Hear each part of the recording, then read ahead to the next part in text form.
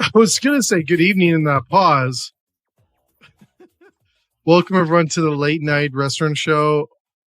I'm Canada's restaurant guy. My co-host just texted me and said, sorry, still at the bar. Are you kidding me again? Anyways, unfortunately, Dominic isn't going to be able to join us because he's at a bar. But that doesn't mean that we're not going to have fun tonight. We're going to have a great time on the Late Night Restaurant Show. We've got a great guest in here. He's got a great track record. I just was geeking out because he's a marketing dude, and nothing is better about that, talking about marketing on a Friday night, about hopefully some tips for restaurants and people in the industry on what to do. Oh, I got lots of questions when we talk about marketing because holy cow, I think we all need a little help in that space. So anyways, before we get started tonight, we have to remind everyone about the National Restaurant Show that is coming up on May 18th to the 21st. You know what? Here's the bottom line. It's a great show. It's huge. There's 55,000 people are going to be there. 900 product categories, not products, category of products. That probably means there's going to be thousands and thousands of products there for you to check out. Now, if you go to the website and you go to nationalrestaurantshow.com and you register, you can only get this deal if you register online at Podcast 24, all big letters, capital letters, I think is what they say, and you will save $55 off. So you can go grab a Starbucks after, and a couple Starbucks. I don't know if they cost that much in the US, but in Canada, that would be 3, maybe 4 Starbucks. Anyways, I always beat up on Starbucks because we love you. Anyways, May 18th to the 21st in Chicago at the McCormick Place. I didn't say center, Dominic, which he would correct me right about there. Anyways, it's going to be a great show tonight. First of all, go to the National Restaurant Show in Chicago. But before you do that, watch our show tonight or listen to our show, which is not a podcast. Don't think it's a podcast. It hangs out with all the other podcasts on Spotify and Apple. But ours is not a podcast because there's better podcasts out there, I guess. I shouldn't say that when you have a guest on because they probably go like, what the heck am I doing here? They say it's not that good. Anyways, we're going to roll this intro. Then we have our guest in here. And Justin, it's going to be a fun night. Anyways, here we go. We'll be right back after this.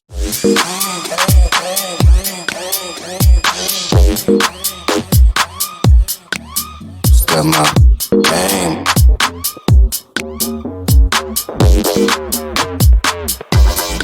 Step my game.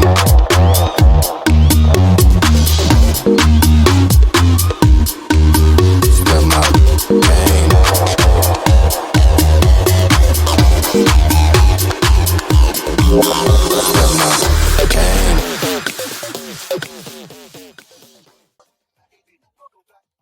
There you go, Justin. Welcome to our show tonight. I am sorry Dominic is at a bar.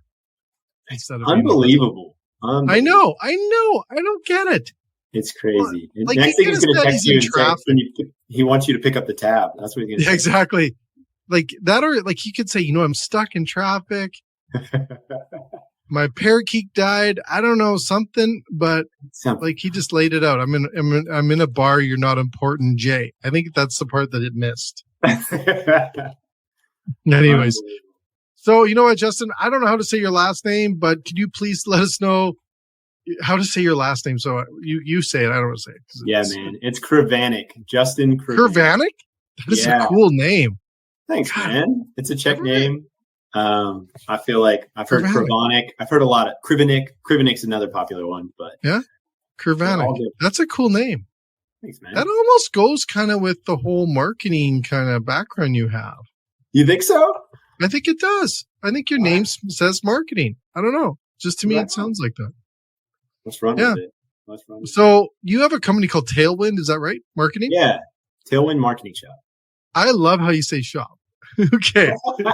First of all, tell us a little bit about Tailwind, what you do, and all the cool stuff, because you have some incredible history in you. And we're going to get down into marketing because I'm a marketing geek, if you don't know.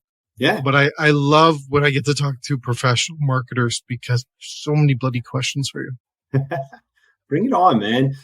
Yeah, I mean, first, let me just say thanks so much for having me. I'm super pumped to talk to you. I'll hold it against Dominic for the rest of my life, but it's all good. It's all good.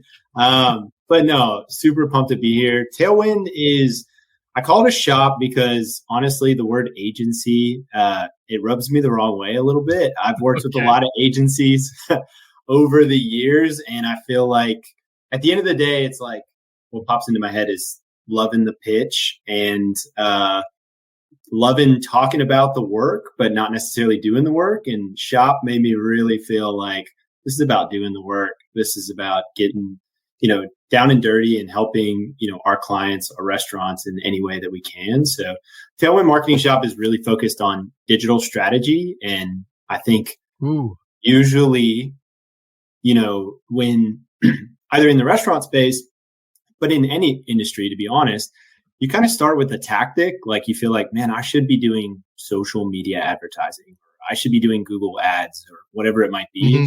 You start with the tactic, but, Tailwind is really about kind of asking the why. It's like, why Google ads? Is it because your competitor's doing it? Is it because you feel like you have to do it?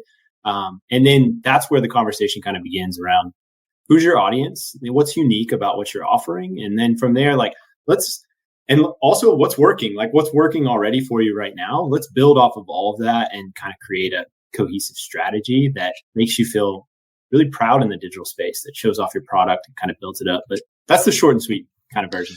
You couldn't come on at a better time because I was literally talking with a restaurant yesterday that has multi locations, and they were asking me all about their digital presence and what they should be doing and everything else. Holy cow! Great timing. This is perfect. Yeah, I should have told them to watch, but I'll send them the video and stuff. But we'll try to answer some of the questions because they had a lot of great questions, and I have them here. So, that's awesome. Which this is great. I can't believe it. Oh, they're gonna love it. You know what? They have a great restaurant. They have a great brand. They got a phenomenal location. They've got some bright colors. I love what they're doing, and I think what I find, and please help. Oh, we need your helps. Is that there is this thing that so many restaurateurs that I've been meeting with numerous times, they just don't know anything about social, and it's not their fault, and no one is blaming them. Half of them didn't go to restaurant school because it doesn't really exist. It definitely wasn't restaurant marketing school. And definitely not social media restaurant marketing school. Yep. So we need your help. And so I don't know how many questions we have here, but it might be a long show. Thank God Dominic isn't here. He just messed up. So this is good. So where do you start? Okay, so you're sitting with a couple of guys. They're looking at their restaurant. They want to get their message out there, and they want to tell people how great their stuff is.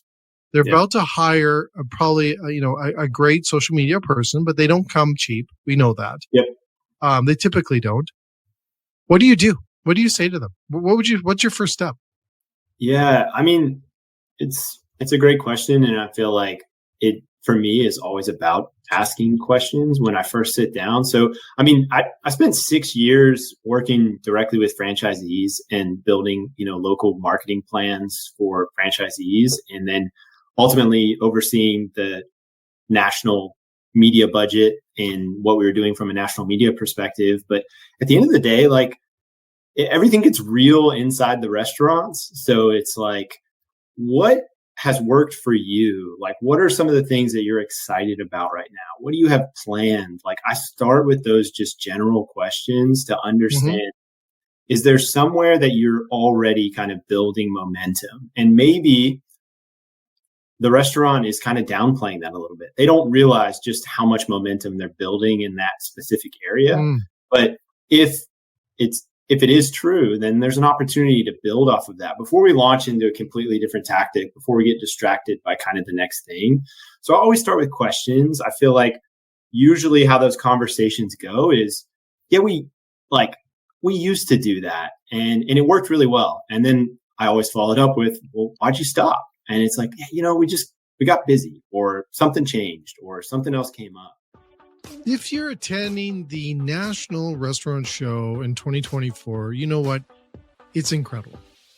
Whether you're looking to adapt your offerings right now in your restaurant, to really create that unique dining experience for your customers.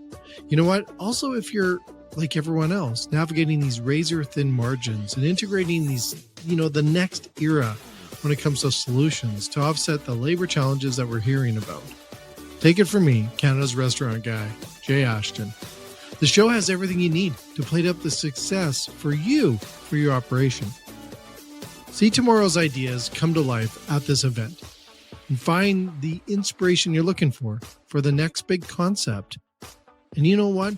The floor at this event, so they call it the show floor, has 900 product categories, from award-winning food and beverage items, innovations back of the house, and technology is all going to be there. So you know what? Join your peers at the show in Chicago, May 18th to the 21st, and get a taste of the future.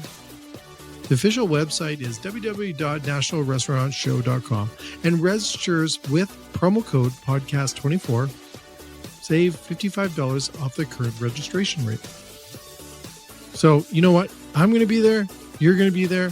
Let's all be there, because this is going to be the event of the year. So it's like there's something to follow there. There's a thread to follow. Like that worked well for you guys. Let's kind of pick that apart. But then it's like, if you are working with a group where specifically social media is like, it's a box that they have to check and that they want to build on, and rightfully so. Like it's so important as people continue to eat with their eyes and spend so much time on those platforms. Then from there, I think it's like, realistically, what can you accomplish on a day-to-day, week-to-week basis on social media that you're proud of? Because I think it's immediately, you start kind of comparing yourself to what's out there. You start comparing yourself to people who are doing it really well, potentially with a much bigger budget than what you have. And you have to recognize kind of the lift that's required from a content creation perspective. And you can't just believe like, once we start this, we're going to be good to go. It's like, who's going to be in the restaurant kind of shooting that footage? Yeah. Like, what are you going to capture? So it really starts with a ton of questions, Jay, and just kind of, figuring out like, what are you after? And then from there, it's like, all right, let's narrow in on how we make that a reality and how we build on it. So the two gentlemen that I met with, this is a new location. Okay. And they're both new locations, beautiful. Like they're just stunning locations. Busy. And it was funny because when I was in there and they were kind of, looking at me for the answers, which is, hopefully I gave them some good ones and we're going to connect again. But I said, turn around. And the restaurant was really busy. I think it was like 2 o'clock, 3, between 2 and 3. And it was busy. And that's typically not normal at that time to be busy. So it tells me they have a great product. Yeah. But I said, turn around. And everyone that was in the room, first of all, the demographics is probably that 20 to 30 range, maybe a little younger even. But I said, turn around, and everyone in the restaurant had their phone. Even if they were sitting with someone, they were looking at a phone. And it was like, look at that. That's the connection that you have. So one of the things that I brought up, because obviously cost comes in, like what should we, and I'm going to ask you this question because this is a question they asked me, and I hopefully I answered it right. And I apologize if your number is different than mine. But how much do you spend on social media marketing today as a restaurant? Like, what is it, a percentage of your sales? Like, what is it? Like, how much do you spend? Yeah, I mean, I think it's different for every restaurant, but like I do think, thinking about it from a percentage of sales perspective is, a good way to look at it when, because you're already doing that with your marketing budget as a whole. So you're looking at your marketing budget as a percentage of sales, and then you're looking at percentage of your marketing budget that's dedicated towards, paid advertising on social media and what you're doing there. So I think it's a good way to cut it up, but it also depends. Like if you're doing a lot of events at your restaurant, if you're doing a lot of things that really require, promotion ahead of time in short periods of time where you really need to get kind of a strong reach, you might be spending a bit more, but you have the upside of those events depending on what the cover charge is, or I just think there's a lot of variables on how that goes. But I think for the most part, it's like, take a percentage of your sales. And from there, it's, make sure depends on your check average as well. It's like, make sure that something there makes sense for how many people you're believing you're going to drive into the restaurant, or, number of butts and seats that you think you're going to have based off of that campaign. But okay, so do you campaign it out then, Justin? Would you say then you campaign it out? Okay, here's this month, we're going to run this campaign. Because I might have did something right then. So I'll just show you my graph. Here's my line in the meeting. I don't know if they're watching. I think the one gentleman Rob might be watching. But anyways, this is the graph that I showed of what I said. I love and it. Why, and what I said, and this is what I do. And like I said, I'm not a genius in marketing, but I've been in marketing, and I help market at the largest food company in the world. But in the brand guy, but I don't know. Like, I still want to learn more and more. I love it so much. But I do this. See this here? Yeah.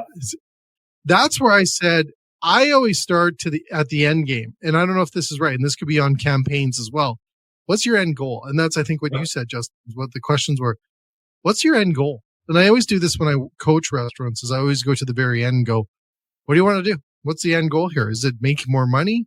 Is it, get a few more people in the restaurant? Like, what's the end goal? Because as soon as we know what that goal is, we can kind of work backwards. That's right. And I don't know if that's right, if that's what I should have said, but I've always done that. And it seems to get them looking at what that end part is, right? So yeah. Is that right?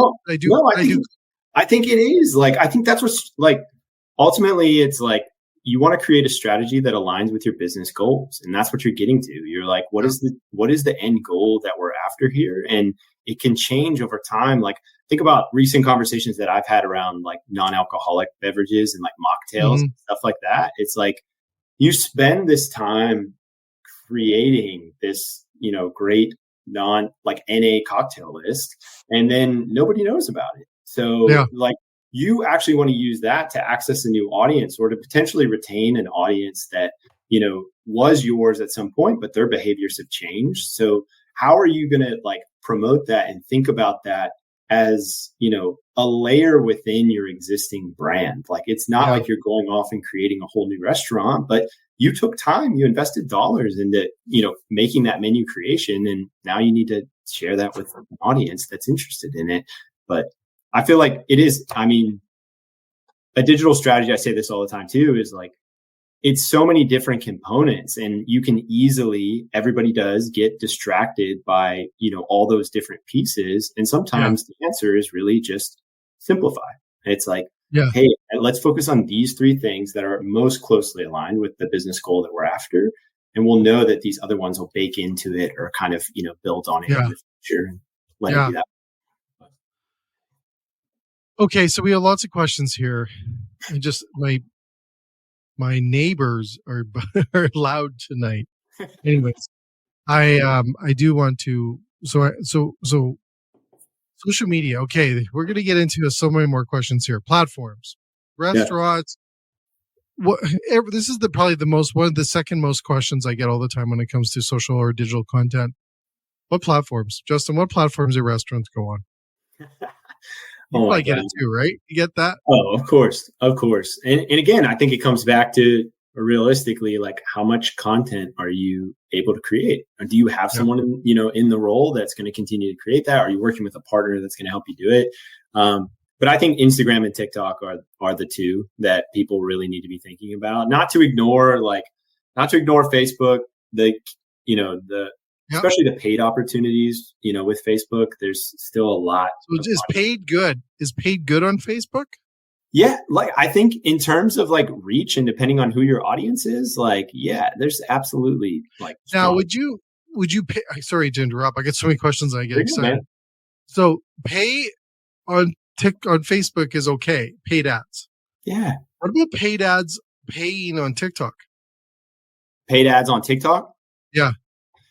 Honestly, I haven't done a ton of that, but I've been reading articles on it, and I've seen a lot of success from what's being built there. And I think it is a great opportunity, but I haven't worked directly with a client who's I think doing it really well and spending money on an ongoing basis. on TikTok. It's always been organic content and then Yeah. kind of letting the algorithm do the work, which they have a ton of success with that you almost like say like, I don't know if you need to spend money on TikTok. Yeah. You're already kind Now, of rolling. do you believe that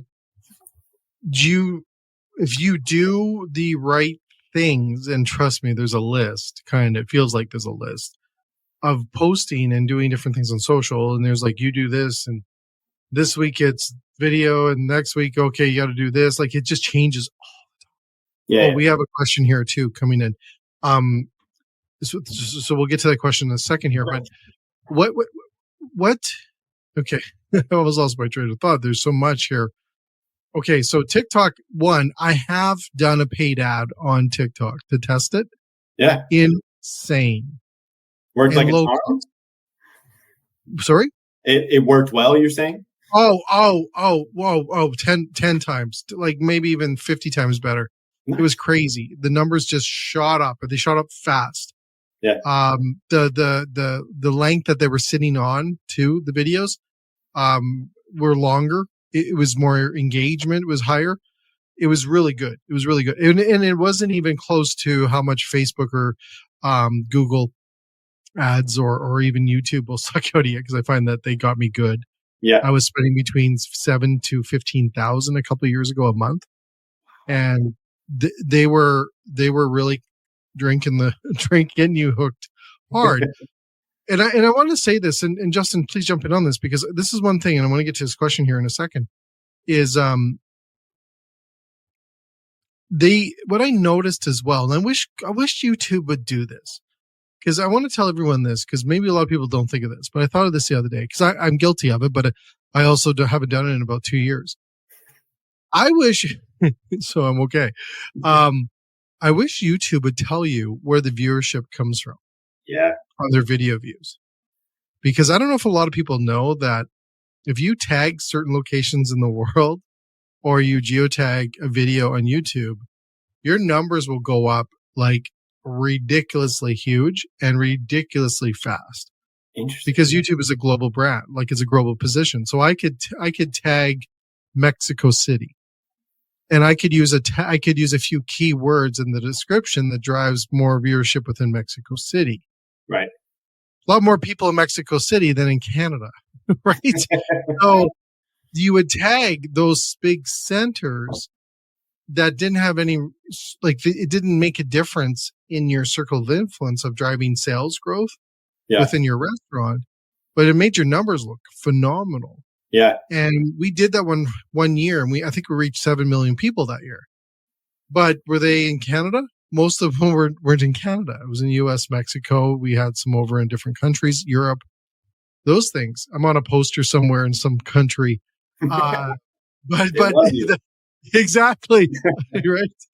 So I wish they described that, because a lot of people, and I say this to get to my point on social, is a lot of people will look at those numbers on social platforms from likes and looks or views or TikTok views, all these things, and they determine the success of that person or that campaign sometimes just off of those numbers.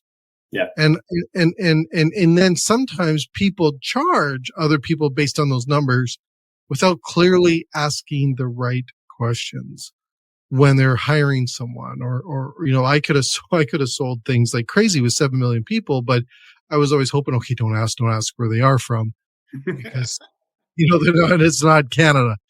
So I just wish I wish more and more people would understand that, because also they think that you're the next Mr. Beast because of the numbers.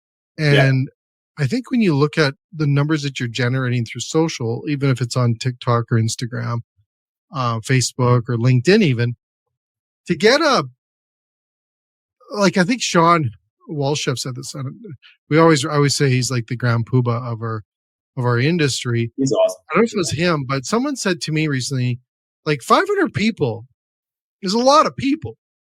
Yeah. If you get 500 people in a room, that's a big room full of people that's listening to your message or whatever it is. So sometimes it's not the 5,000 people that you're looking to get. It's 500 people that, you know what, I take that as a win. Yeah. And people, I think, are looking at some of these celebrities or these YouTubers or influencers that get these big numbers. first of all, question where they're from, question the growth rate that they're getting them from. Ask those questions if you're getting, you're hiring someone within your restaurant. Look at look at them, but don't determine the full success of what they're doing based on those numbers, because you can manipulate the game, let's say. I agree. And I think it's like so well said, because I mean, like everything that's required to run and market a restaurant is like, when you think about the technology, you think about all these different pieces, like it's all way more complicated than it had been in the past. And I feel like you have so many different pieces that, as it's gotten more complicated, I think continue to fall in this broad bucket that's called marketing, like for restaurants. And it like falls in this bucket. It's like, well, marketing responds to reviews. Well, marketing does this. And this bucket continues to grow and grow and grow. And then when you're stretched for time, or when you're stretched on your budget, you start painting with a broad brush, and like you start thinking that like, hey, I have a good enough understanding of what's going on here. And that's where I think, pretty critical mistakes, going back to what you were saying, can happen, where it's like, man, these numbers look awesome. But in reality, the targeting was like completely off. And there's not someone to kind of dive into that, maybe walk through it with that restaurant owner, that marketing manager, whatever it might be. And the same is true about adding new tactics. Like I wrote a blog post about this at one point, because it was just like, there's always this allure of adding something new. And if I need to continue growing, I need to add something new, when in reality, and in working with clients, I've seen it time and time again. It's like, there's inefficiencies within the existing things that you're paying for, like on a monthly basis, that, can be either cut loose for good because you're not using them anymore, or we can revisit those and we can make sure that you're extracting value, from that before we go chasing kind of the next thing. But again, when you're feeling that pressure, I get it. Like rent's increasing, like, cost of goods are increasing. You're feeling all these things like, I got to be up over last year. I got to be up over last month. Like you start questioning those channels, and then you potentially make that mistake of like painting with a broad brush, believing something about it that you don't actually. And that's where, going back to what you were saying too about being a marketer, it's like, you're always learning. Like technology is always changing. Like nobody is a professional except for maybe a second in time. And then it's like, you got to keep on growing. You got to keep on figuring out what's next.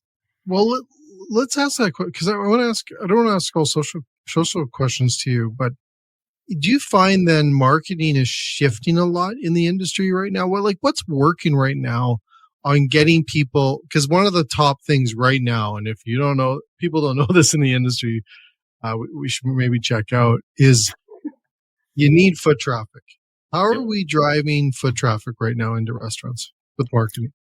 Yeah, I feel like I think it's coming back to brand. It's like coming back to like, what is it that you stand for as a brand? And what is it about the experience in person that, really kind of brings that to life for me, or adds a level to it that I don't experience when I'm ordering that to go, or when I'm ordering that online.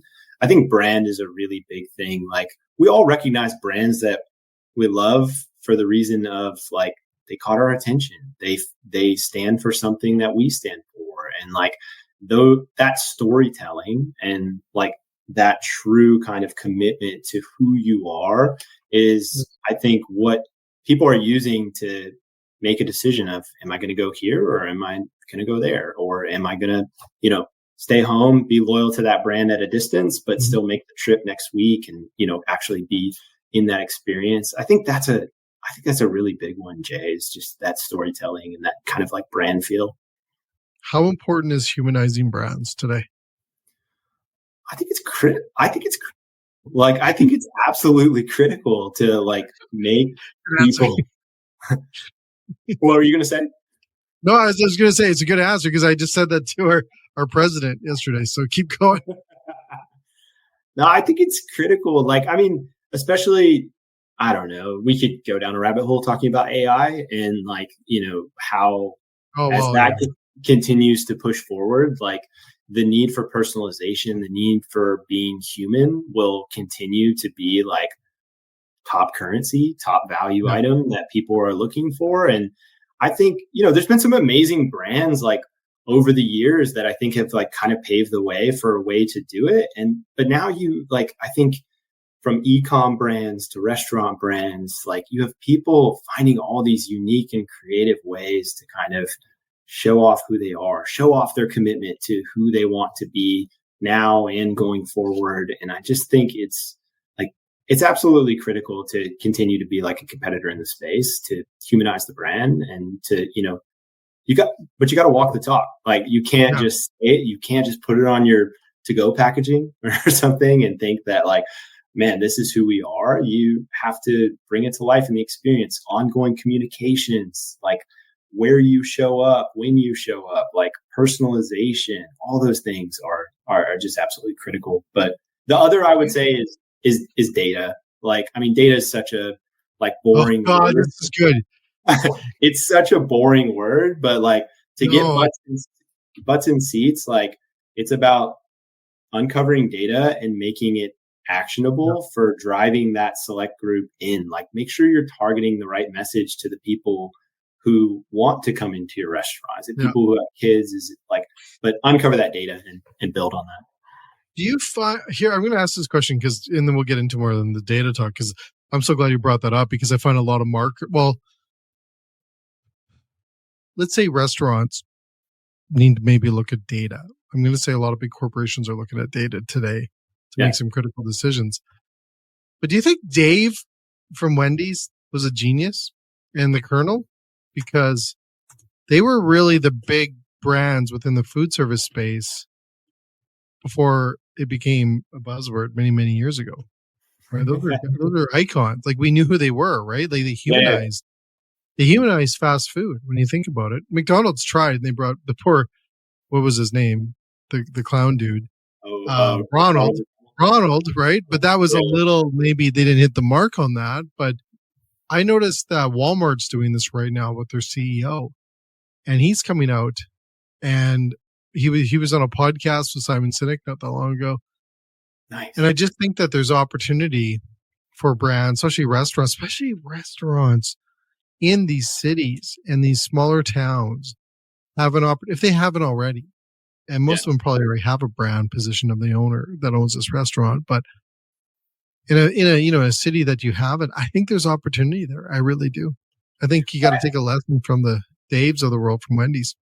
But they walk the talk. Like they did, and that's easier said than done. Again, like I think it's simple to understand that you need to do it, but it's not easy to accomplish it because it requires, a full blown commitment. And I worked with a company for a while that would always talk about, servant leadership and the fact that it's often thought about, as a pyramid. There's somebody at the top, your CEO, whoever it might be, and then, everything comes down and expands out, when in reality, servant leadership is turning that pyramid on its head. It's the CEO, or the owner, whoever it may be, that is truly kind of living those values on a day-to-day basis. And by doing that is kind of like infusing that passion and that, I don't know, like every bit of that into the team. And then ultimately that's what comes to life. And I think that's what it takes. And again, it's not easy. It's not easy at all, but I think those guys did it. Like, I don't know if genius is the first word that would come to mind for me, but I think it's like commitment. I don't think they intended that. I don't know if they did. I agree. Yeah. Yeah. Like I think it was just accidental, but it's a good learning as you go forward. Like I remember I was young in the 80s, Dave was still around and he would be on the commercials, right? Yeah. And he brought that father the brand into like that look and that feel of a father telling you that, his burgers are the best or he's that guy. And then his daughter, and he brought that family attachment into the family. And I think the Colonel probably did he's a little bit older in that space, but I don't see brands necessarily doing that in our food space anymore. And I think there's opportunity there, right? Like I think, I don't know if that's another move that they're going to make. But I just think there's an opportunity there. And I know some of them can't because maybe it's like a board, but like I just think there's an opportunity. I think of Firehouse Subs Is it? Oh yeah. Like Firehouse Subs. Like I feel like he's kind of front Yeah. and center on some of that stuff, but still probably not the best example when comparing to Shake Shack. Shake Shack. Yeah. Right. Yeah. You know, these are brands I think that are understanding that. And I think it's powerful as a marketing, move. And I want to ask this next question to you is how important is authenticity? We've seen this buzzword now for the last couple of years. Yeah. I've been preaching about it for a while. How important is being authentic within your content? I think, it feels like one of those things when you say it out loud that it just feels so damn obvious. It's like, I know, doesn't it? Yeah. It's like, don't bullshit your customer. Okay, cool. Okay, cool. It's all good food. All yeah. right. Oh, thanks. That's a no-brainer. Don't use shitty graphics. Okay, cool. Thanks. Like, it just feels like one of those things.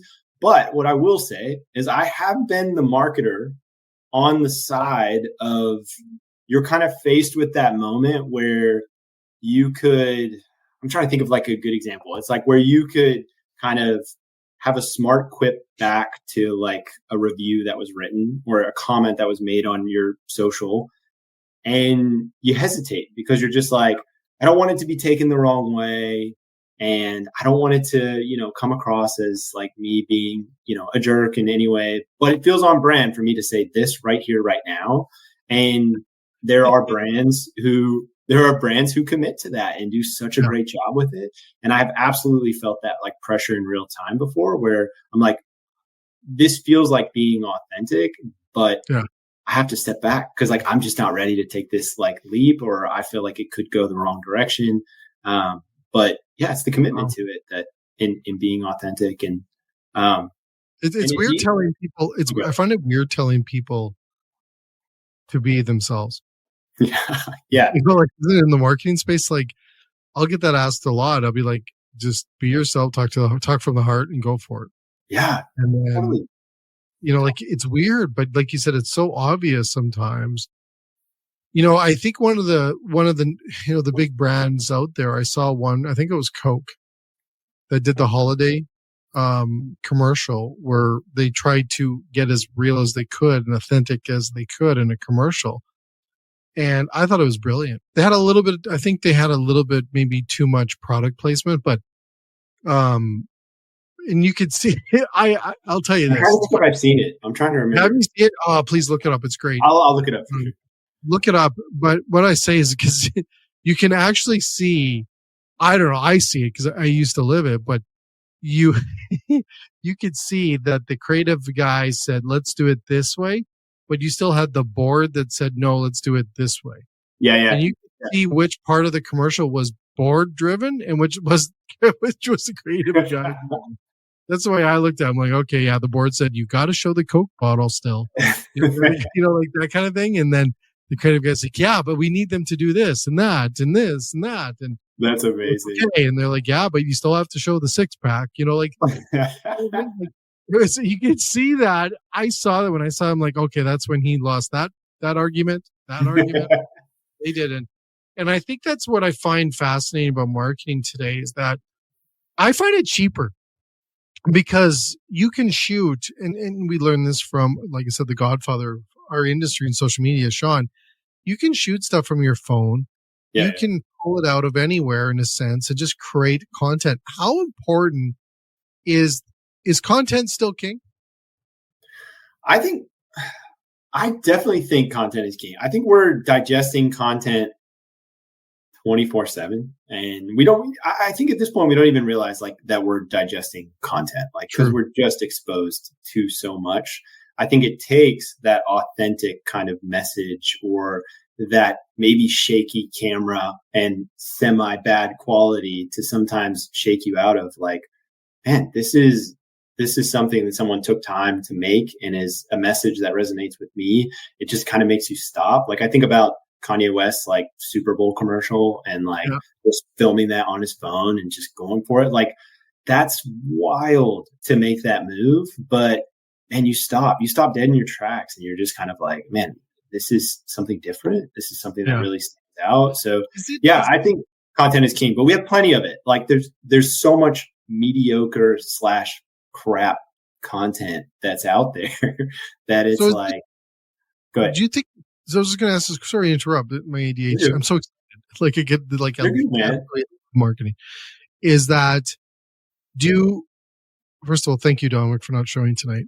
But there's a job for him. Is how important? Okay, let's go back to that point there. How important is the quantity over the quality? Okay, so if I have a commercial, I'm in a restaurant, and I said, you know what? Let's grab your phones. You do a post. Let's do a video of you talking about, not even you talking about, you're interviewing someone about their experience or whatever it is. It's something different, and it's very creative, but it's kind of done on a phone. Is that powerful, or is it more powerful to make it nice and shiny, go hire someone and do one video instead of maybe doing 10 because it costs so much? What's the best form? Like, what's the best thing to go towards? Again, at the risk of like painting with a broad brush, I think it comes back to like, who's your audience? But then I would say, then you have to think about frequency. Like, it's like, how often are people going to see it? And if I think that's a conversation I have a lot too. It's like, we want to believe that we just wrote this perfect email or that we just made this perfect social media post. And then by putting it up one time or sending it one time, everyone's going to read it and get it. But it's like, in reality, it needs to be 7 or 8 touches. Like, so I would come back to like, if the video quality feels right as something that's, really well produced, really sound, really put together, or, if it's more like lower quality, but it feels, true to the brand, it feels true to the audience that you're talking to, then it's like about frequency. It's like, how can I make this worthwhile? And how can I, in terms of the production costs or the production time, and make sure that enough people are going to see it? Because again, I think that's where like great ideas, great pieces of content fall short, because it's just seen as like, man, it didn't work. It didn't take off the way I wanted it to. It's like, well, did you give it an honest shot of like putting some budget behind it? Or did you get distracted with something else where, you ended up stealing spotlight from the one thing you wanted to focus on for the next 30 days or 45 days, whatever it might be. And like, those are the constant challenges. It's not to say that anybody's like doing something wrong in that moment. It's just, that's the world we live in, especially as marketers. Like, you're just constantly pushing and pulling from like, oh, we got another good idea over here, or we have another activation over here. We need to make sure that we give it some attention. And in trying to kind of spread the wealth, sometimes you just end up dulling. You kind of dull everything, and it gets tough. I say from the experience that we had with our shows, we went with quantity. I'm sure we could have polished and cut and added and everything else.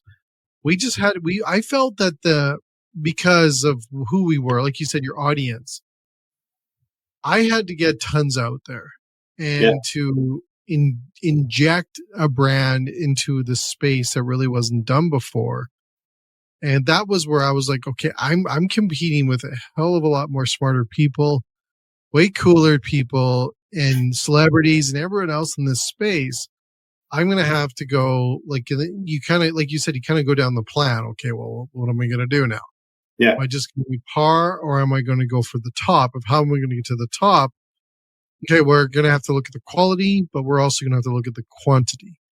And then will we give like a 75% quality, and then we'll go with 100% quantity? Will that give us the numbers that we're looking for, like the show formats or the show strength and stuff? So we went that way. It worked for us, but I do find some restaurants really don't know those answers. And I think that's like you said at the very beginning, sit down, ask those questions, go through what your goals are, strategize. How hard is it? Like, what do you do? Because you have companies out there with creative directors, creative people, and you have a restaurateur there goes, I just need to get the message out through social media. Well, where do they get their ideas from without having to pay someone for them? Yeah, I think I find restaurateurs are so creative. Like, I mean, they're just, I feel like they're creative in, creating a menu, creating a great experience, creative in how they engage people and build off of that. I think they're observant. They see what other people are doing. They see what, brands that they admire. That's a question I ask a lot of the times when I'm talking to a client is, what are brands that you admire? And then we talk about why they admire them. And then we ask like, oh, how does that resonate, for you in terms of your business? Like, do you feel like that's something that you're after? Do you feel like that's something that would bode well for your business? Again, just asking kind of tons of questions. But then from there, I think it's like, I think you do have to have like, whether it's conversations with your team, it's conversations with external audiences, but like you can kind of garner ideas there, but then the owner or the person most closely involved with the business, I feel like is usually a good barometer for, man, does this feel right for us? Like, that's a cool idea, but I don't know if that's like for us. And sometimes you got to push a little. Sometimes you got to say like, hey, but look at it this way. And that's, an opportunity to kind of present the facts and the data around it. But I feel like, I don't know, I'm an eternal optimist, and I feel like we're all creatives. Like, honestly, like I think we're all. I'm with you. I'm with you. In some way, it's just maybe you struggle to articulate it, or maybe you struggle. You have to work it too, Justin. You got to work that other side of the brain, right? You're right. You got to work it, and if it's no different than like I have like the business end side, but I have the creative side. And if I work the creative side too much, the business side kind of goes a little numb. Yeah. And a lot of very creative people will just stay on one side, and then they don't work the business sides enough. And I'm guilty of that. I have been through that. Right. And then you see a lot of people like restaurateurs that will focus so much on the business side. When you say creative, they're like, huh? Like they just they haven't worked that at all. Yep. So I agree with you. I think you need to work. Like you need to make mistakes. You need to take risks and try something. You just don't know. Totally. And pull apart ideas. Like an already created idea, pull it apart. Like, how did they get there? What was in that? Because I used to I say all the time, marketing looks really fun from the outside when you're looking at a finished commercial. But if you were on set for that commercial, you'd be like, this is hell. Exactly. We just did that shot like 4 times or 40 times. Like, nobody wants to say these lines anymore. It's been a long day. Like all that kind of stuff. It just falls in the background, but like it's all, you have to be intentional and like thoughtful through that process, and pulling that apart is helpful. I remember doing a line for a podcast I did for a company, and we had like producers from CBC up here. It's a broadcasting network up here. And they made me do it, I think 20 sometimes, one line.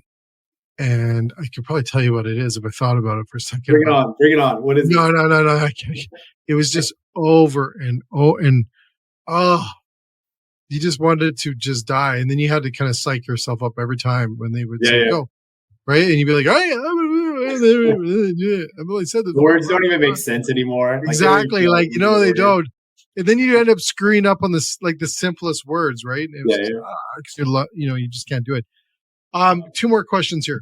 Yeah. Can I ask you a question real quick? Hell yeah. I just want to, like, what's kind of like the most common kind of marketing question that you've been getting recently, like in your conversations with restaurant owners? Not necessarily social media related, but just in general, like what are you getting the most? 2. Okay. 2. Why do I have to do social media still? Got it. Okay. And then the second one, why do you keep asking me to do a podcast as a restaurant? Right? Because those are 2 things that I believe that we need to do up. I believe every restaurant needs a podcast. I look at podcasting as one of the last, and I look at podcasting a little bit different than almost like I look at third-party delivery. Yeah. I look at third-party delivery. I might be the only guy on the planet. I look at Uber Eats and DoorDash and those guys. Of course. I look at them as not a profit generator. I know everyone's like, huh? I look at them as a marketing channel. Yep. That's what they are to me. Don't think that you're going to make a lot of money on it. You get a little. So it's actually kind of a good marketing channel because then you can see the results based on what your dollars are. that you're making off of it, but use it as a marketing channel for your business, not as a prime revenue stream, because then you get mad and then you put evil things out there and we complain about it. So that's the way I look at that.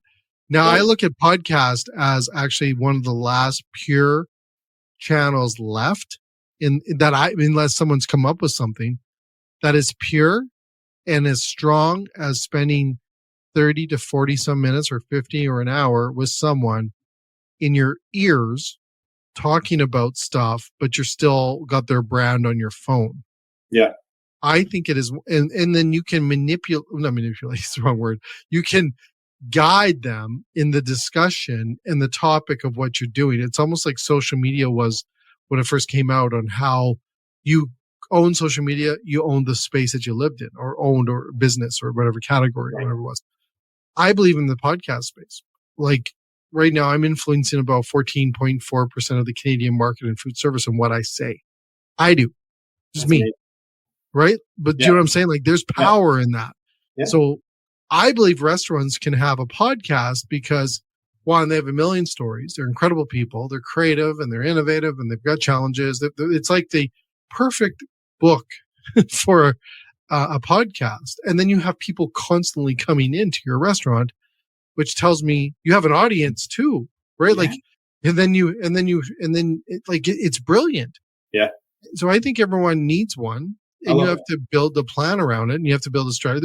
There's a place in New York that's got one. We're opening one up here in Edmonton soon. We've got a few more that are hopefully coming out. One in Calgary too, but I believe that they all need one, and it's more than it's because the only problem is right now within that space is the technical side of it. So we're working on some stuff right now to get rid of that technical part where you don't need the cameras or the mics and stuff, that you can just record off your phone, and next thing you know, you have a podcast, and how do you get that out there? So we need to create, like, we're working on some stuff here to make sure that people can do that. But I think there's opportunity, and I think storytelling, like you said, you ever sit with a restaurateur and say, tell me about how you got into this business? And then 4 hours later, they're still going, right? Like, and you're like in tears, and then you went through like the time that they had to live out of their car, and they had lost all their money. This is their third restaurant. Like, it's incredible stories, and we're losing those. And so those two. And then the other question that I said that was marketing, and why do I have to do social media? That's the other one. Yeah. And then I look at, I spend a lot of time listening to Gary Vee, trying to get Gary Vee on the show. Is hint, Gary, is that, he's on right now. Yeah, exactly.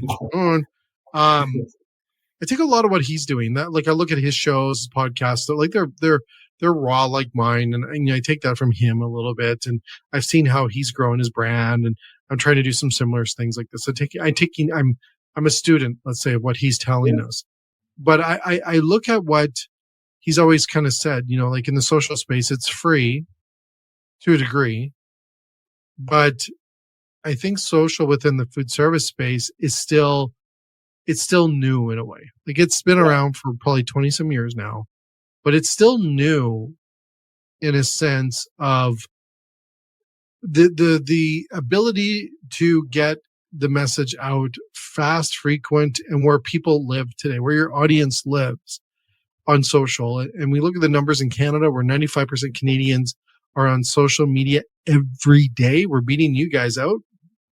Damn. We're 95% Canadian. We have nothing else to do. 95% of Canadians, that tells you how bad TV is.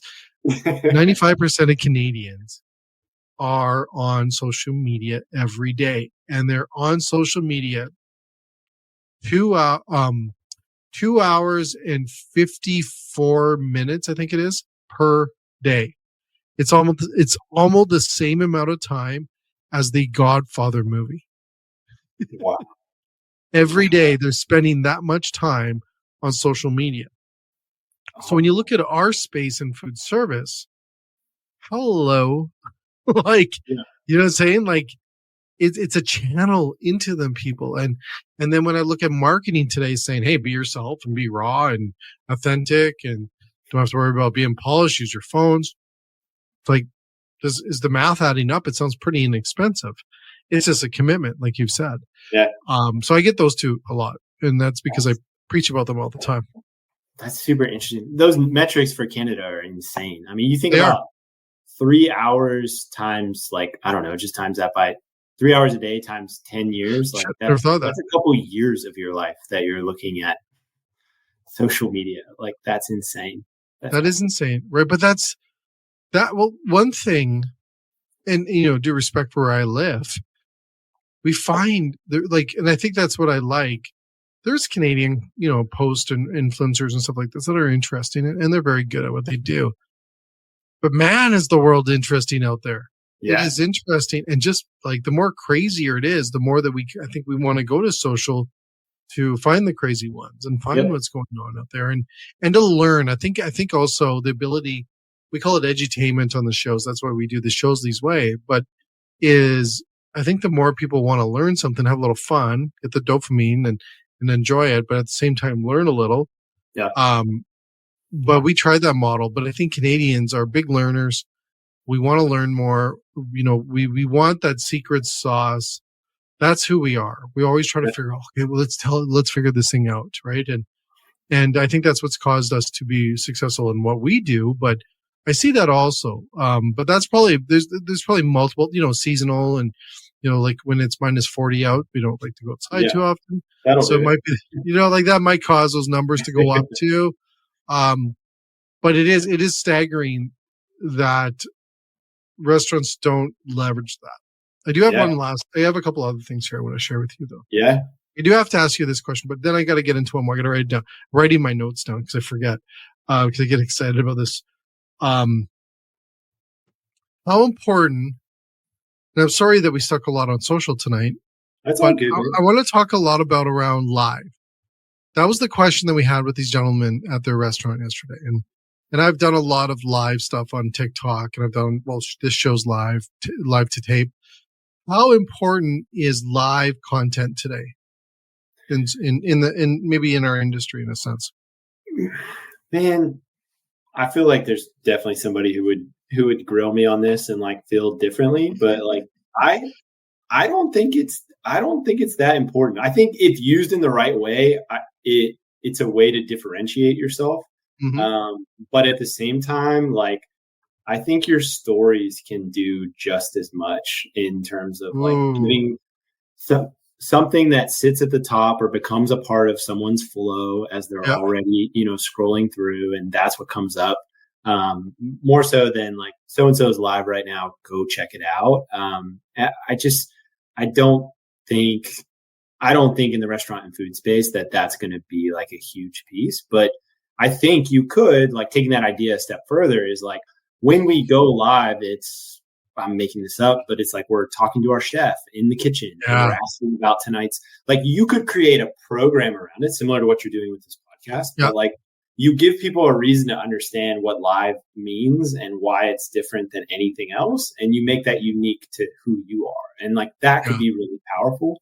But I think just the feature itself is not like an out of the box, like gonna change the game or anything like that. But I think it's too to like what you were talking about with social and like it's still being relatively new to the industry is like, and as a marketer, I think it's what makes it challenging is like, it can be viewed as it's viewed as like the two ends of the spectrum. It's like, hey, it can't be that hard. I have a bartender that can post for me and they put up posts and, it is what it is. We know we need to be there, but I just put up posts. And then the other side of the spectrum is every time we post, like, we don't get anywhere close to as many likes as this other brand that's in our, city that has been spending however many years building this following and building the content and like all these different things. And I feel like as a marketer, that's when you have to get back to the things that are very boring to talk about, which are like, but we have to grow this over time. And if we measure this, then we're going to understand, are we growing? What's helping it grow the fastest? And it's all that middle ground before you create something that's like truly standing out and has like a really strong engagement rate and like all these different things. But yeah, it's a marathon. It's a marathon, eh? It's a marathon. It's like it's a marathon. it's the work. Everything requires work. Like there's no silver bullet. We've been looking for one forever. Well, I find like in the podcast space, when people are like, okay, I'll do a podcast, and they'll do 6 or 7, 8 shows, and they hope that they're Joe Rogan after 8. Yeah. And I'll tell you, it is a marathon. Like it took us, I think we're just over 1,500 shows right now. Wow. I've Good done, for you, man. but that's a commitment beyond commitments. Like we're doing more shows in 1 week than most do in a month. And, and that's a commitment, and all the reasons why I told you earlier, but is that, and also it gets also addictive as well, right? I can believe that. You want to interview all these amazing people.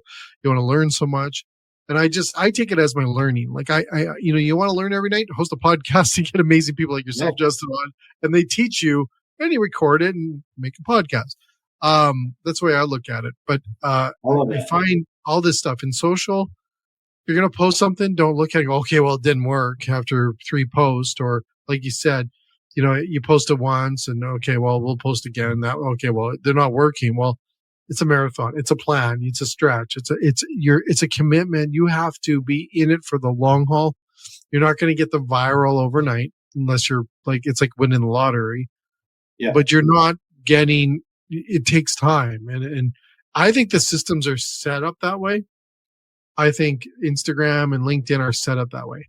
Until you get into the algorithms, I think they're set up that way for you to, it kind of weeds out the good ones. Yeah, it's like prove your commitment. Exactly. Yeah, prove yourself, right? Yeah. So another 2 more. Yeah. UGC. How important is user-generated content in restaurants today? That's another question. Man, I'm a huge fan of UGC. I feel like it's such an awesome moment to like get content, of course, like from people who love your brand, but it's also such an amazing opportunity to just show appreciation to that guest, and to build a relationship that's a bit deeper with that guest. Like, I can't tell you how many times I've been with, friends who've said like, oh, I took a picture of my meal over at so-and-so and like they reposted it. I was so happy to see that. They shot me a note. They're like those things go a long way and like build a very loyal kind of like customer. And I think it's cool content. When I see it, I think, it's interesting. Of course, like, yeah, if it's a really shitty picture, like you probably don't want to push that one just because it was UGC, but I love it, man. I think it's powerful. I think every restaurant needs to, I think that also what it does is and why I say this, I really learned about UGC was when I had Crumble Cookies. Oh, nice. Yeah. This person on the show. And he was talking to me about the power of their UGC model that they have, where 5:00 on Tuesdays, I feel like I'm advertising for them every time I tell someone this.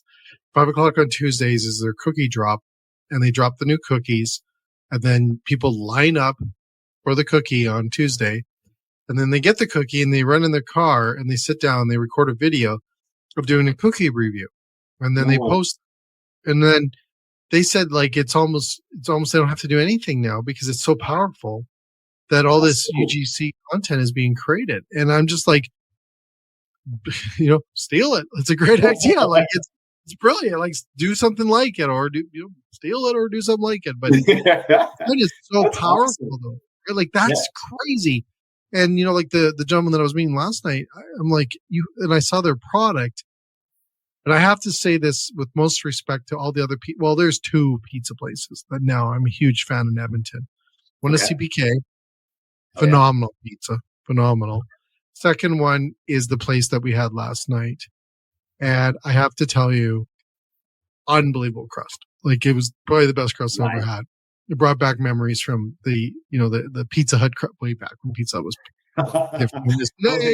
Don't take me there. That's too. Yeah, it was just that pizza crust, like golden, that gold olive oil crust, crispy gold. Oh, it was so good. It was a beautiful product. Get people talking about it. Like you've won. You've already won so many check marks on the list for good content. Is you have phenomenal product. Yeah. Now just get people to tell people about it. Not that you have to even get people, and I say that, is that influence them to do that. Ask Right. them to do. Right. You know, like I said, I knew a restaurateur down in Calgary that he had his staff come to every table. Here's a tactic for you, Justin, you can use with your clients. He had everyone, when someone goes to a table in a bar, this is kind of like an Irish pub, he would come up to them and they would say, "Can I start you with a drink?" And everyone would sit there for 30 seconds to a minute going, what am I going to have? And then they'd be like, what's the special? Or, what, they would ask that. Like, it would just be like, oh. So he sold Guinness. So what he said to everyone, his servers, is when you go up to the table, ask them for a Guinness. Would you like to start with a Guinness? Just that keyword, that brand association, those keywords and stuff. That's all they said. He increased his, I think Chris might be watching this. He knows this story too. He increased his Guinness sales tremendously by his servers coming up and saying, "Can I start you with a Guinness?" I thought that was incredible, right? And that's just that little slightness, right? So I said to the gentleman last night, well, what if you go up to the people coming to the table saying, "Hey, make sure you post about us tonight. Here's the hashtag," and that's it. Like, you just, that's the culture. You know how you go into 7-Eleven, everyone says hello. Well, why isn't it like post about us, right? Like, just create. It's a little long. Yeah, right. Like, keep that. Keep getting people to post for you and creating content for you. I think it's important. I think it's such a good point, Jay. I think what you're getting at too is like there's intention behind it, and I think when somebody on the outside would look at Crumble, they would be like, "Man, this is crazy! Like, people just do these reviews, and that's wild." But like, there's Crumble reacting to that and responding to that, and realizing the value in it, and then being intentional of like, okay, let's consider this as we go forward and how we build on it. Like, that intention is there, and it's often unseen or like not acknowledged by others that are outside, and they think like, man, that's lucky for them. That's pretty cool that works. Well, it's like, no, there's intention. Ask for a Guinness.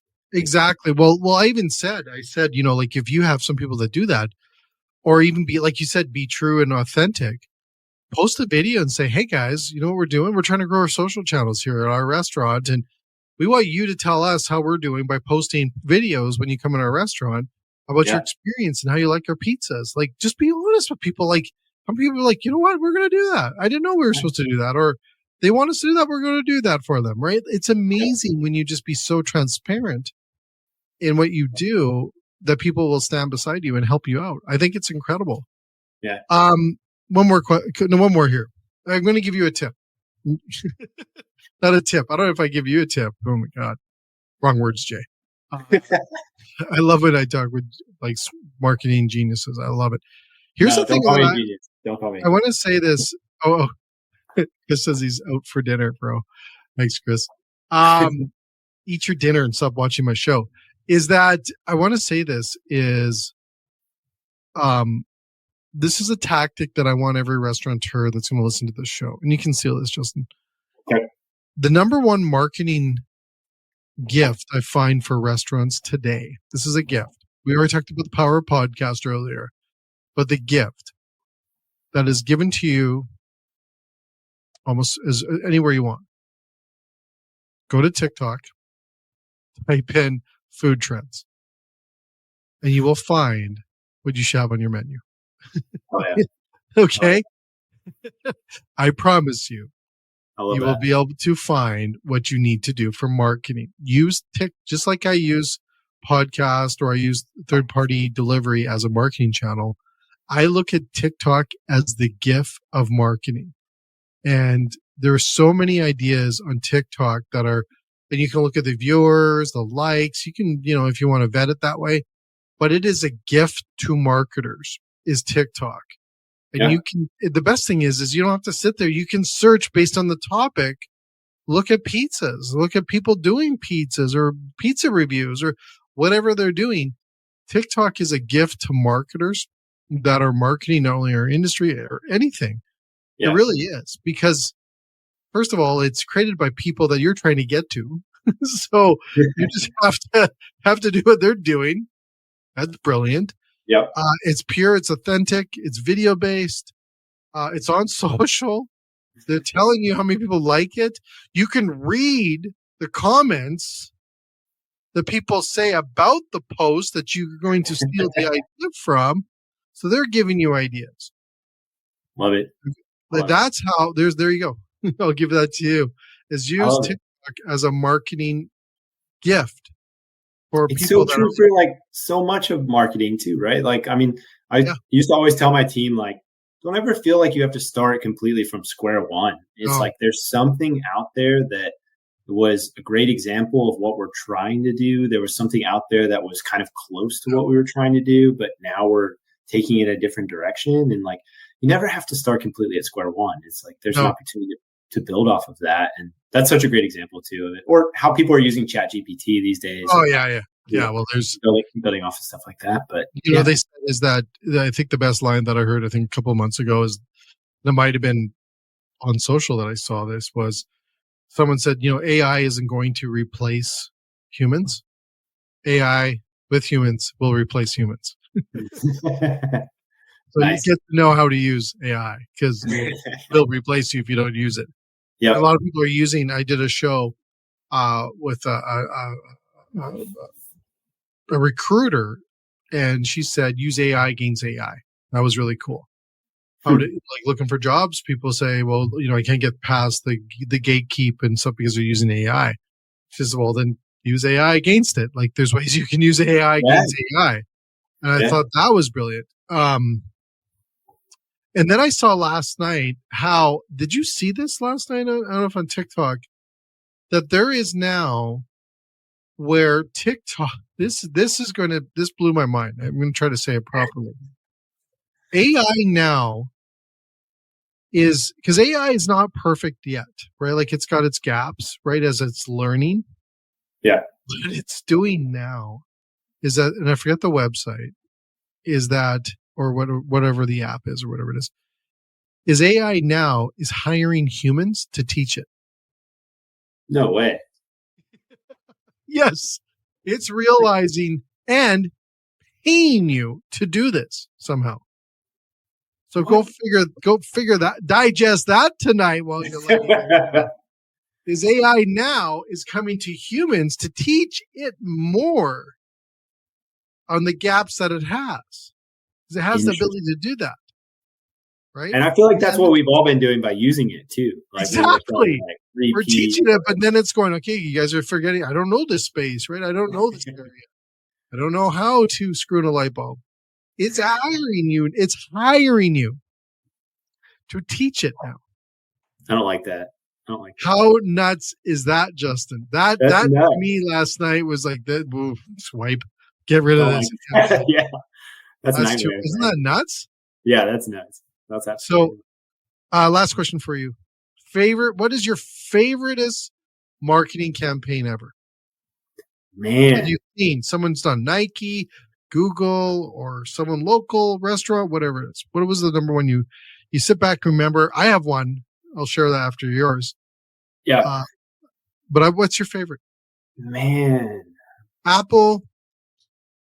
I know. I feel like Apple is like such a go-to. Like I know. Go to it's good Apple. Though. It's good shit.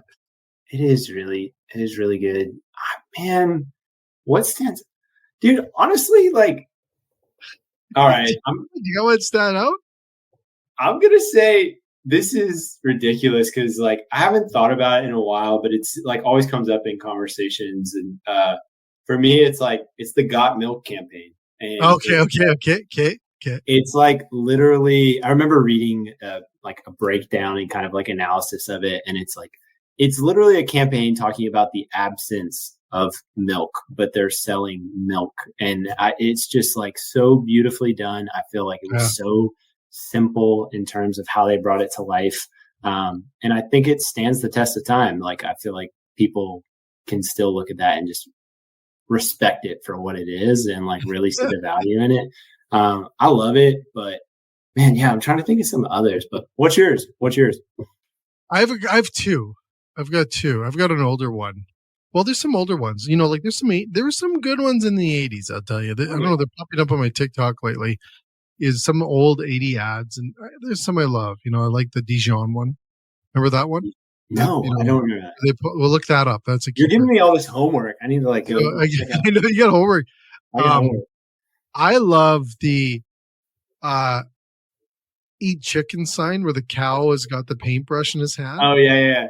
And it says, eat chicken, not beef, whatever, something like this, or like eat chicken, and then it's a cow with a paintbrush. That is one of my most favorite. But the other one said that I saw similar. It's on a billboard. It says, we need a graphic artist or something. And it's written like crappy and stuff on like some sort of screen, like a computer. Like we need to hire or something. We're hiring a graphic artist or something. Like, it's hilarious. I was looking at that. Those are my two. That's fun. Those are my two because there was so much creativity behind it. Yeah. If there's some stuff on LinkedIn, you can go to like just some crazy things I saw on LinkedIn, like marketing ideas and stuff like this that you can see and join some groups. There's some crazy, amazing, knowledgeable. I love when they use the space into the campaign. Yeah. I think that is brilliant. Like, we're seeing some really stuff over in Europe right now that's powerful, where they're using like the buses, the subway and stuff like this into the concept. I love that. I love when they use the space into the marketing. I agree, man. It's impossible to miss. Like, it's just impossible to miss. It's so good. It's so good. So you'll have to do your homework tonight or tomorrow. Don't think about that AI thing because that messes you up. I'm not gonna think. That will mess you up for life. I'm looking up the Dijon ad though, for sure. Yes, it was where they pull up and they say "Great Coupon." There's no Dijon. Well, like it's probably mid '80s. I'm just aged myself, but anyways, I do want to thank you, Justin, for joining us tonight to have a really good conversation around marketing. I think we need more of you in the industry. And where can people reach out to you if they want to learn more? Yeah, man. I really appreciate the conversation too. My website is bigtailwind.com. My email is justin@bigtailwind.com. But yeah, feel free to reach out. Anybody that needs help, always love just helping solve problems. So even if it's just kind of talking through an idea or talking through something, always want to help. But want to thank you too for having me on. Really enjoyed the conversation as well. 1,500 episodes. Like, man, you should be so damn proud. Like, that's crazy. That's a lot of podcast episodes. It's a lot of it's a lot of help to the industry too, man. Well, so, there's a lot of mistakes too. And I'll tell everyone that's going to watch this and listen to this, because I did it on Sean's show. Well, I was brought into one of his shows and someone asked me what was my like holy moment in doing podcasting. And I said, it was about, I'm going to say 2 years ago. I was doing a show in my studio, different studio I have today, but it was warm in there and it was really cozy. It was a cold day, and Red Bull I used to have all like, cause Red Bull sponsor, like the tables were just filled with Red Bull. Like every inch was a Red Bull can, and I must have had a ton. So I think it was coming off the Red Bull high, crashing. And I was on a show with someone, and I apologize whoever it was. I don't know who it was, but I fell asleep. Fell asleep. I just like it was like when, you listen to those people at night that put you to sleep, like, McConaughey, all those guys will like, hey guys, like talk to you and stuff, and they put you to sleep. Well, they did on the podcast. I was like, no. So, and then the lady's like, well, how did you know that you fell asleep? I said, well, the guest had to wake me up. Oh my God. So I have done enough shows to do a lot of mistakes, and that's where I learn from the shows, is the mistakes that I do. It's not the things that I've done right that I learn a lot from. But it's been a 1,500 show. We might even be more than that now that I know how many shows we've been doing, but we've done a lot and we've done it from crazy areas of the world. I've shot shows from Kiev during the war, like still the war is on, but during the war at the beginning. We've done shows in New Zealand. We've done Australia, lots in England. England's fun because we were doing it. You had to time it so it wasn't too late for them. Tons in the United States. Tons. Like, I swear everyone in the Eastern Coast, there better be pictures of me while you drive down the highways in the east part of the United States, because I have met everyone in all the different states on the eastern side of the United States. It's been all the way to Florida, and had tons of shows there. I don't think I've ever done a show from Mexico yet. But it's cool because I'm like one of the highest up in the country and location wise podcasters on the planet, probably. Maybe there's a few in Alaska.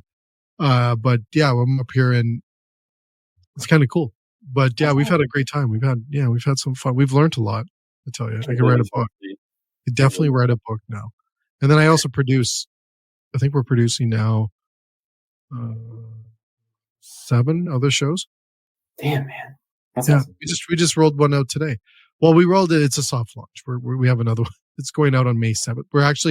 We're dropping 2 shows, not episodes, 2 shows, May 7th. Okay. And I don't know if anyone's ever done that before. So we're dropping 2 new podcasts on May 7th. And we're the one that we rolled out today will be one of those, but we had to because we're QR coding it with the posters and stuff. So yeah, so we've got a lot of shows out there, and I love watching people I love watching people have their own shows. First of all, Richard White, he's a good friend, and he just rolled out a show. I was his first guest on it. Nice. This week, I think it was, we recorded this week or last week, and I apologize I don't even know what day it is. And we rolled it out, and Richard was on my show tons of times. And we did it, we called it, and I tell you this, I tell everyone, it's called TikTok versus food service. So he would go find a TikTok show of a recipe and stuff, and then he'd have to try to make it so restaurants could use it. And it was hilarious. That's awesome. And awesome. And then he calls me and he goes, I'm starting my own podcast. I'm like, oh, finally. So he's rolled his out recently, and it's called the Richard White 86 with Richard White. I think the 86 show with Richard White, and I'm just proud of him, and I'm proud of everyone that can get into this space. And I think every restaurant needs one, and we'll go from there. But I just want to thank you. Yeah, you know what? It's been a great night. And Dominic, you missed another one. Come on, Dominic. I know, Dominic. We got to talk. I'm starting to see a little bit of a theme here. We might have to talk about the drinking may have to slow down a little, No, he would have been, this would have been a 3-hour show if he was here, because I'm sure he would have a lot of questions too. My God.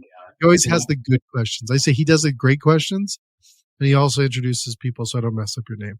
And I don't fall asleep. But love it. Thanks, man. And to everyone else, thanks again for joining us tonight on the Late Night Restaurant Show. We're back again next week, and if you listen to all this, we're up into the other. We're not a podcast, by the way, but we're up in the other spots of the podcast channels everywhere. Just Google us; we're there. The other thing is, make sure you go to the National Restaurant Association show, May 18th to 21st in Chicago. So there you go. And I just want to thank you again, Justin.